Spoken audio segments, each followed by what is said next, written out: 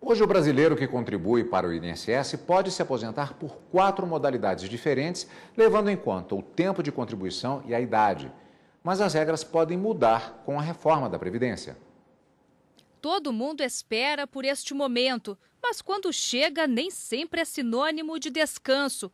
Seu Vilela tem 76 anos e, mesmo depois de aposentado, teve que continuar trabalhando. Isso porque as contribuições não alcançaram o teto e, na hora do cálculo, o valor da aposentadoria foi lá embaixo.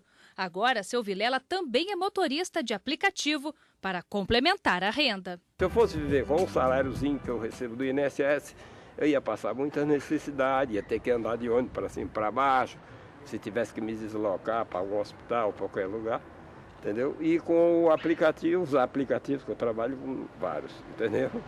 E, quer dizer, aí me complementa o salário. Atualmente, existem 4 modalidades de aposentadoria para quem contribuiu para o INSS. A primeira é a aposentadoria por idade, 60 anos para mulheres e 65 para homens. Para ter direito ao benefício, é preciso ter 15 anos de contribuição sem atraso. A segunda forma é por tempo de serviço, 30 anos de trabalho para mulheres e 35 para os homens. Aqui também é necessário ter 15 anos de contribuição sem atraso.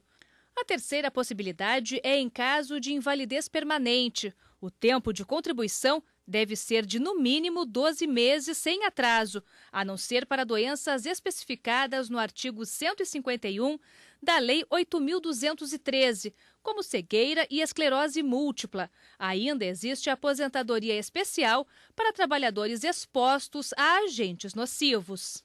Na hora do cálculo dessa aposentadoria, necessariamente haverá incidência do fator previdenciário, que é uma fórmula matemática que leva em consideração a idade da pessoa quando está pedindo aposentadoria, o tempo de contribuição e a expectativa de vida dela do IBGE, com base no IBGE, no ano que ela está pedindo essa aposentadoria. E aí, então, ele vai incidir no cálculo, que normalmente, para aquelas pessoas que são mais novas, o cálculo fica pior. Então, não impede a aposentadoria, já que cumpriu os requisitos, mas desestimula se ela for muito nova, já que o valor fica menor. Janaína Graziella tem uma loja de flores e, para garantir a aposentadoria, abriu uma microempresa individual. Paga R$ 52,70 por mês e diz estar mais tranquila quando o assunto é aposentadoria. Tem que fazer, mesmo esses autônomos que vendem o sanduíche ou que vendem picolé, pode se regularizar sim, porque é uma garantia que a gente tem. A gente nunca sabe o que a gente pode acontecer com a gente, a gente pode sofrer um acidente, ficar doente, precisar do auxílio ou precisar da aposentadoria. Mas essas regras podem ser mudadas com o projeto de lei de reforma da Previdência em tramitação no Congresso Nacional. A proposta prevê alteração na idade mínima para aposentadoria, 62 anos para mulheres e 65 para homens. A norma valeria também para servidores públicos, que hoje têm regime próprio.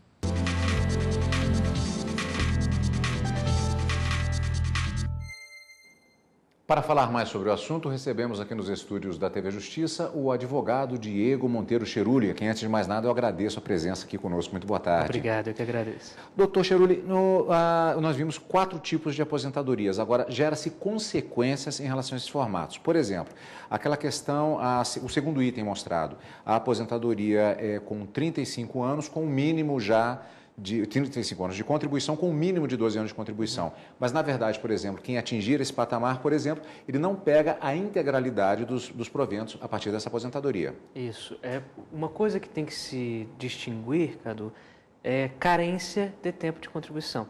Alguns benefícios exigem uma carência mínima, que a maioria das vezes são 12 meses, no caso, benefício por incapacidade, ou 180 meses, ou seja, 180 contribuições para os outros espécies, aposentadoria de contribuição por idade especial.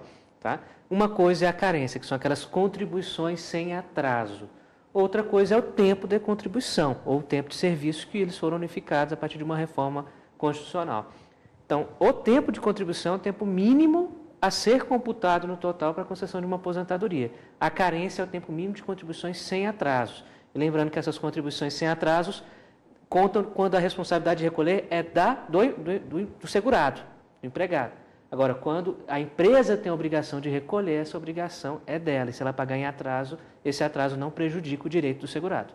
Uma questão muito específica dessa reportagem foi o fato da falta de preparação do brasileiro. Ela citou o caso, por exemplo, de vendedores ambulantes ou até mesmo pessoas que... Jornalista é muito comum, faz o chamado freelancer. Existe uma falta de cuidado do brasileiro nessas situações em pegar os comprovantes de pagamento, em acumular a documentação ao longo da vida de trabalho para garantir a aposentadoria? Exato. Existe um certo desconhecimento de fato. É um desconhecimento. O Estado não investe em fazer com que o cidadão conheça o seu direito previdenciário. Essa é a verdade hoje. E, em suma, por exemplo, você citou dois casos. O caso de um vendedor ambulante e um caso de um jornalista. O jornalista freelancer, ele presta serviço para uma empresa.